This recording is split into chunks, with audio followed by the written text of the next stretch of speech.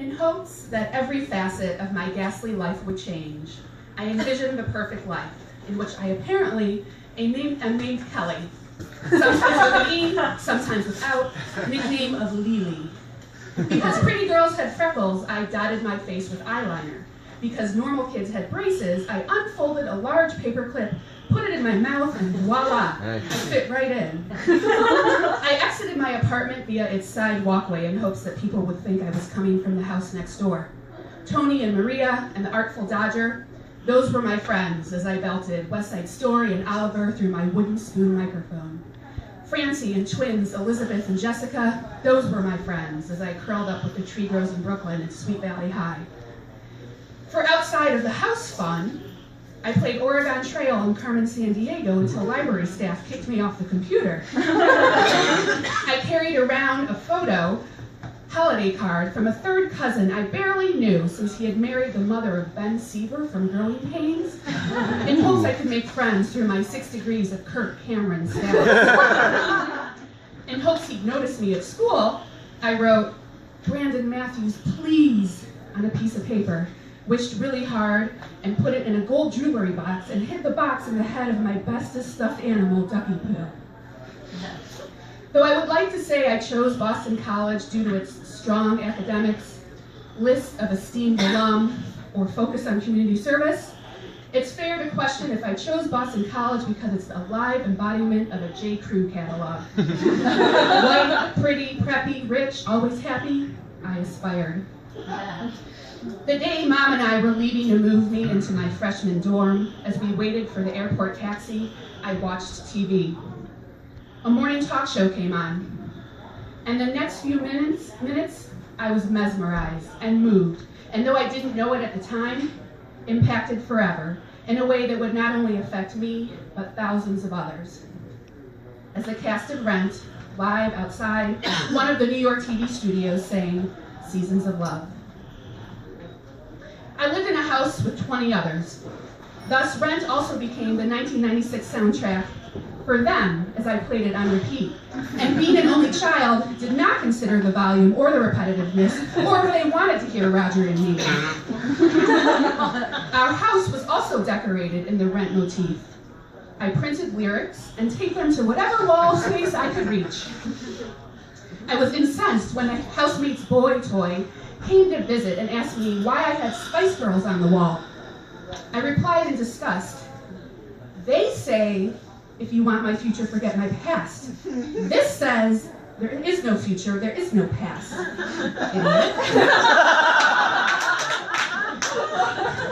I can't remember how many times I've seen Rent. Definitely more than 5, less than 11. The first time was freshman year in Boston. One of my housemates accidentally tripped me en route to the theater, which is why I saw Rent with torn pants and a gushing knee wound. When I went to the infirmary the following day, as the nurse cleaned out the embedded pebbles, she tisked, "If you had come in sooner, we would have done stitches." I was busy. The second time was back home in Chicago that same year over holiday break. The third time was in New York that same year over spring break. Mom wanted to see some weird off-Broadway play no one had ever heard of, so that's what she got us tickets to. Rent was sold out by the time we got to town. I was infuriated, inconsolable. I got up at the crack of dawn to navigate the subway by myself to wait in the April chill outside the theater for rush tickets and $20 front row seats, limit 2, that went to the real fans who stood in line all day, who knew every word, every pause, every harmony, who waited in the lobby post-show for pictures and autographs. Which is how I saved the day and the entire trip, really. Instead of only going to some basement, hesitate to even call it a theater, where supposedly 3 men were gonna use a mix of technology and drums and weird items to convey social messages, it sounded ridiculous and not something that anybody would ever like or that would become a thing. Mom was so out of touch. And to top it off, the men were all dressed in black and painted blue. The fourth time was in Boston, sophomore year, with my best friend, sister I never had, who had decided to transfer from BC. I was devastated. Rent was our last hurrah. Generally, I frown upon property destruction, but Emily moving, Rent, I was overcome with emotion. The world owed me. The armrest between us was loose. I ripped it off its hinges, stuffed it in my purse, and riding the tea home, we signed and dated it and swore to be BFF. The film version came out 11 years after my first live show. It was lovely to relive both the play itself and the memories of life as an 18-year-old. That, coupled with the fact that I was 5 years post-college and entrenched in adulting, an existence so different from my BC days, a bucket of fresh emotions dumped itself on me. Many aspects of the real world were more difficult than I thought they would be, that I thought they should be. Dating, making friends, personal growth, taking advantage of bustling Chicago where everyone else seemed to be doing and winning and living while I drank Bud Light at Kincaid's. There had to be more. If Rent taught me anything, it taught me no day but today. So instead of thinking about doing, I began to do.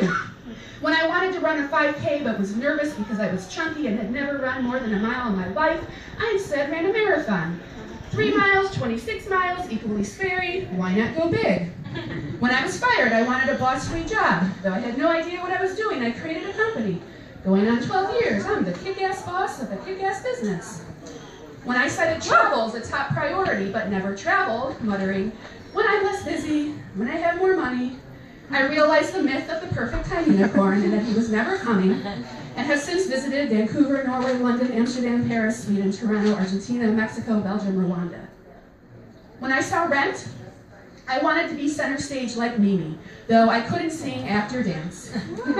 I gathered other bad dancers, hired an instructor, rented a studio, rented a theater, and performed in front of hundreds.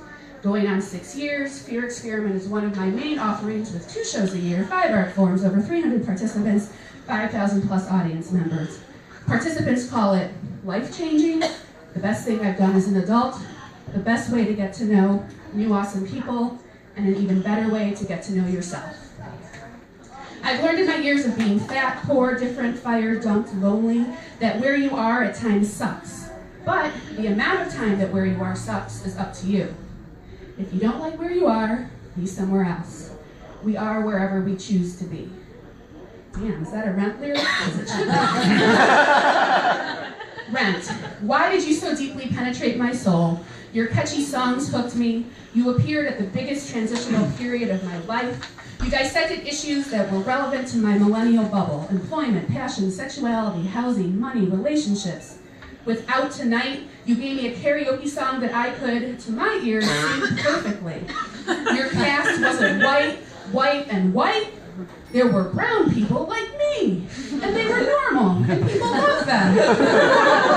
Your creator, Jonathan Larson, died suddenly the night before you premiered, ripping at heartstrings and making an already powerful story both uplifting and devastating.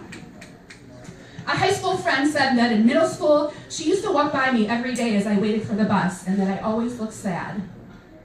At the end of my freshman year of college, a friend reflected on our 9 months. You're so much more interesting now than when we met. You have a personality. Thanks, I guess. People ask me, have you always been full of life and gregarious, self-confident, outgoing? I snort. Then tell them about the mini notebook I carried around in 6th grade, each page, the name of a classmate. Every time one of them did something nice or something mean, I'd write it down on their page. Sarah invited me to shop at Express. Brooke asked if I showered. Glad said I looked fat in my new skirt. Jessica let me borrow her marker. I can't say Rent was the reason I began to blossom in Chestnut Hill, Massachusetts, but it had to be a reason.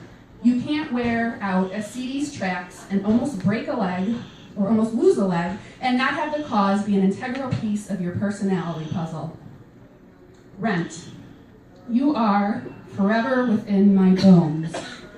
To sum up my feelings, allow me to reference and steal from one of those horrible, delicious BuzzFeed list articles. List number 34. I've never stopped mourning Jonathan Larson, and I never will. And list number 35. But I honor him with my life motto every day. Life of yes. Translated into Rent means no day but today. I freaking trademarked the thing, and any entity for which one voluntarily pays hundreds of dollars and interacts with the US government has to be of substantial significance. Rent, hat tip to you. Thank you.